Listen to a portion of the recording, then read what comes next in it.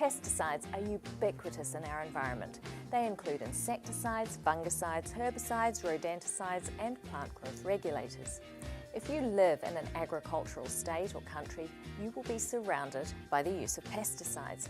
And even if you live in the city, you can't escape because they're sprayed on parks and sports fields, along roads and around lakes to prevent vector-borne diseases and to improve the appearance of the city.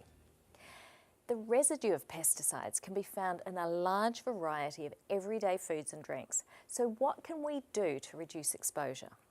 Well, we definitely can buy organic or spray-free. That will dramatically reduce the risk. But availability is limited. So what do we do with the rest of our produce? How can we limit our exposure as much as possible?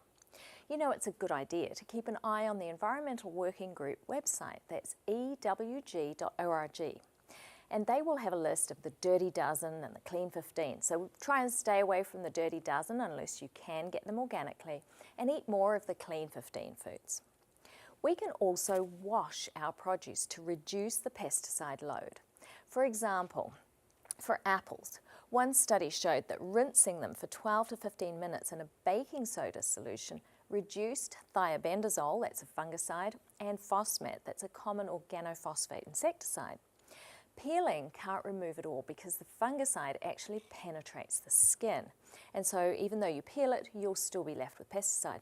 But it did work for the insecticide, so that is an option to reduce the total load. The baking soda works because it disrupts the pesticide molecules. Potatoes, that's a real staple. So soaking them in vinegar cuts the pesticides by 65 to 100%. But that's a little bit expensive considering how often we eat potatoes. A saltwater solution of 10% works better than vinegar, and it's a lot cheaper. To make a 10% solution, what you want to do is 1 part salt, 9 parts water, and mix it together.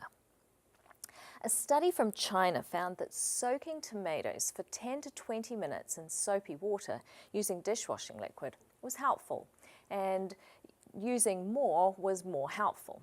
Adding vinegar to that solution helped reduce pesticides further, but adding salt made it worse. Making the water warm rather than cold was also more helpful. You could get rid of more pesticides. Now, there was a Polish study looking at strawberries. They found 16 pesticide residues on the berries. And so they ran the gamut of washing in tap water, using ozonated water, ultrasonic cleaning, and boiling. Now, tap water was the least effective. Ozonated water could reduce pesticide load by 35 to 75%. Boiling dropped them by 43 to 93%. But who wants boiled strawberries on their breakfast? I don't. For raw berries, it was the ultrasonic cleaning that came out on top at over 90%. But I don't know how you ultrasonically clean fruit and vegetables in your own home. You'd end up cooking them, wouldn't you? In Turkey, olives were found to have about 9 pesticides, and these were concentrated in olive oil. But if you ate olives whole, the pesticide levels could be reduced by 35 to 65% by washing them for at least 5 minutes in either tap water or ozonated water. So if boiling berries is helpful, what about processing other foods?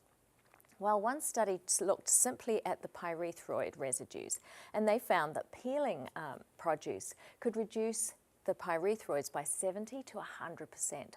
Juicing was similar.